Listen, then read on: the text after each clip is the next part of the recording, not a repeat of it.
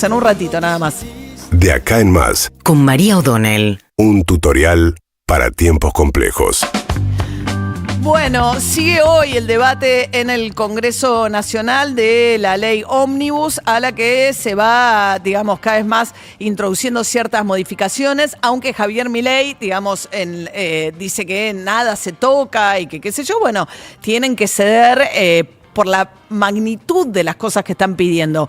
Una de las últimas cosas que estuvieron negociando tiene que ver con sacar de la lista de empresas que serían fácilmente privatizables. Hay que ver después qué mecanismo pasa por el Congreso, pero originalmente eran todas las empresas del Estado.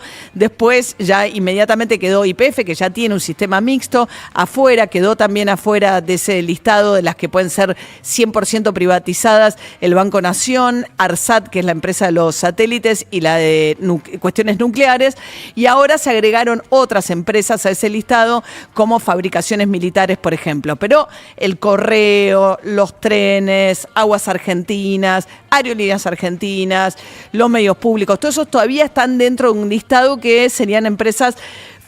Hay que ver, porque después el mecanismo, lo charlábamos ayer en la entrevista con Diego Santilli, diputado del PRO, él decía que van a pasar por el Congreso, pero por una comisión. O sea, alcanzaría con que una comisión apruebe la privatización para que avance. Bueno, en esas cuestiones está la discusión. E insisto, no es lo mismo. Hay muchas maneras de privatizar. En la época del gobierno de Carlos Menem se privatizaron, bueno, los teléfonos, entre otras cuestiones, de una manera tal que le daban, por ejemplo, después, bueno, hubo cambios después del 2001, pero que garantizaba, por ejemplo, la actualización de tarifas en dólares. Bueno, no es lo mismo. Privatizar o no privatizar es una primera discusión. ¿Qué cuestiones uno entiende que deben ser estratégicas? Hay países muy neoliberales, como por ejemplo lo es Chile, que tiene su empresa de cobre en manos estatales, países que también mantienen el sistema ferroviario en manos estatales, etcétera, que son países muy capitalistas, pero bueno, o el correo, por ejemplo, por cuestiones estratégicas, pero más allá de eso, la discusión acerca de cómo se privatiza también es una discusión muy relevante. En ese sentido, lo que pretende Javier Milei es obtener un permiso del Congreso para que, con una mínima supervisión del Congreso, poder avanzar con todas esas privatizaciones. Lo otro que están discutiendo también son las facultades delegadas.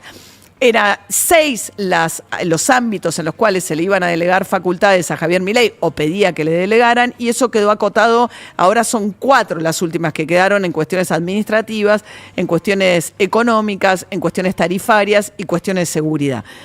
Porque, ¿cuál es el dilema también de muchos de los diputados? Sobre todo los que están intentando colaborar con el gobierno y darle esta primera ley ómnibus a Javier Milei. Es, si nosotros delegamos facultades, es decir, le entregás al Ejecutivo facultades que le son propias del Congreso y le permitís por un periodo X, Milei pedía 2+2, el Congreso está pensando ahora, una mayoría habría quizás para pensar en un año. Si yo le delego la posibilidad de sacar por decreto lo que hoy el Congreso le está bajando los distintos artículos que están discutiendo, mucho sentido no tiene. Bueno, en el medio de toda esa discusión apareció ahora Karina Milei en el recinto, en además, suerte de calecita desconcertante respecto de quiénes son los interlocutores de Javier Milei en la discusión en el Congreso. Y ayer se dio un episodio de suma gravedad afuera del Congreso que tuvo que ver con la aplicación del protocolo antipiquete de Patricia Bullrich, que ya no es solamente impedir los cortes de calle en una avenida. Incluso hablábamos hace un ratito con un reportero gráfico de la agencia estatal Telam, que nos contaba que a él le tiraron bala de goma cuando ya incluso ni siquiera estaba cortada la calle Rivadavia. Esto era frente al Cine Gomón, donde arranca todo, pero hay un número importantísimo de trabajadores de prensa que estaban haciendo su laburo y que terminan con balas de goma en represiones de estudiantes, sobre todo tanto en Chile como en Colombia en los últimos tiempos. Uno de los grandes peligros del uso indiscriminado de esto, además uno se tiene que preguntar por la proporcionalidad.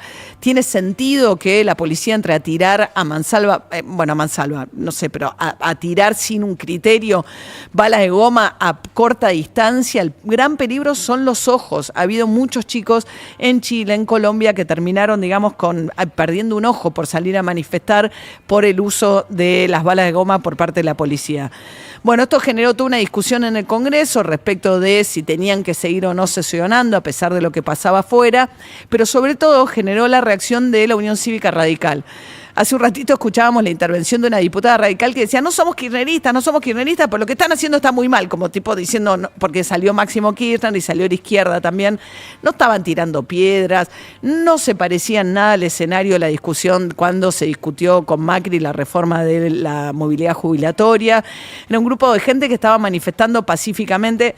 Hoy insólitamente Clarín elige poner en la tapa una imagen que da toda la sensación contraria y que es repudiable el hecho, que es un manifestante pateando a 2 gendarmes que están tirados en el piso, del todo repudiable, pero no es del todo representativo lo que pasó, que es que hay 20 trabajadores de prensa con bala de goma, más las dirigentes radicales que habían sido detenidas. Por esta razón, Rodrigo de Loredo, el titular del bloque de la Unión Cívica Radical, ayer dijo que está revisando el radicalismo el apoyo, acompañar, es decir, que a raíz de esto no van a acompañar lo que tiene que ver con las modificaciones que pide Patricia Bullrich al al Código Penal, que tenían que ver con, bueno, hacer más gravoso para los manifestantes o más riesgoso para los manifestantes en términos de la posibilidad de enfrentar pena de cárcel, multas, sanciones, etcétera, manifestarse, el tema de lo que tiene que ver con redefinir lo que es resistencia a la autoridad y sobre todo además también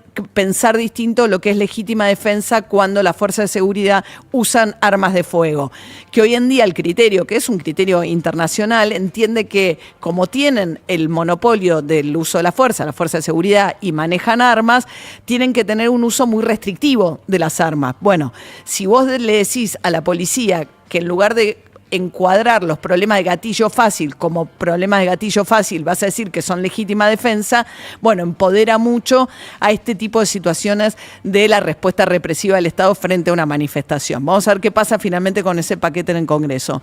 Y una cosa más que quiero decir, que me parece lo que está pasando en el medio de todo esto y con la inflación disparada como está, es un deterioro muy grande sobre todos los sectores menores ingresos. Ayer Sandra Petovelo, la ministra de Capital Humano, salió del ministerio, dijo que no va a recibir a los dirigentes, pero que va a recibir a los que tengan hambre y que le hagan un listado.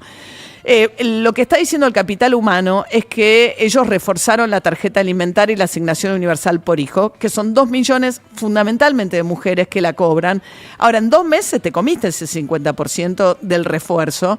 Todos los demás planes sociales no han recibido ningún refuerzo, con lo cual se deterioran frente al poder, a la evolución de la inflación. Y los sectores más vulnerables, que son los sectores informales y empleadas en casas particulares, ahora que toca el mes de febrero, están en una situación muy complicada porque el gobierno no llamó a ninguna de las 2 paritarias, ni para subir el salario mínimo vital y móvil, ni para la paritaria de empleadas en casas particulares. Son más de 1,5 millones mujeres que trabajan ahí. El salario quedó en 8 horas, 5 veces por semana, por abajo de los 180.000 pesos. La canasta básica hoy de pobreza de una familia es de 500.000, con lo cual podrías tener 3 trabajadoras que trabajan 8 horas, 5 días y no pueden superar la canasta básica, para una medida de lo desactualizado que está. Lo mismo el salario mínimo vital y móvil, que está bajo los 160.000 pesos. Es una referencia sobre todo para los sectores informales, con lo cual la idea que había prometido Milei, que iba a haber billetera abierta para Capital Humano, incluso el Fondo Monetario, que dice, estás por hacer un ajuste fenomenal, le dice, sos muy osado, eso dice el acuerdo. Casi no hay, lo contaba hace un ratito Juan Manuel Telechea, casi ningún país en el mundo se propuso un ajuste de 6 puntos del PBI de un año para el otro. Ahora, los sectores informales, los sectores más desprotegidos, y en este caso 1,5 millones de mujeres, no hay paritaria, y el gobierno no llama a una paritaria de salarios que contra la inflación están perdiendo por paliza, y efectivamente son los sectores más desprotegidos de la economía y de la sociedad argentina.